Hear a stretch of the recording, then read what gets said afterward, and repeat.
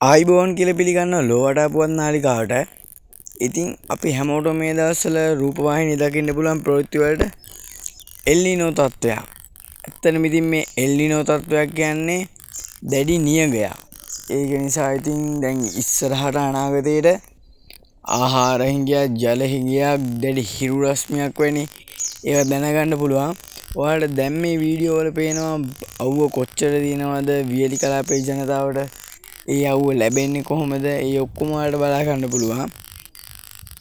ඉතින් මේ විදිහට තව එල්නිනෝ එකක් 2014 2015 ඒ අවුරුදු වල ඇවිල්ලා තිනවා.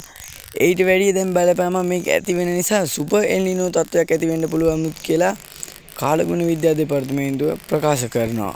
ඉතින් කාලගුණ විද්‍යා දෙපාර්තමේන්තුව විසින් පවසන්නේ පුළුවන් තරම් ආහාර, ජලය වැනි දේවල් සුරක්ෂිත කරගෙන හිරු රශ්මිය නොවැටෙන ලෙස පරිස්සමට ඉන්න ලෙසයි. ඉතින් මේ වගේ පුවන් නරඹන්න දැන්ම අපිව subscribe කරන්න.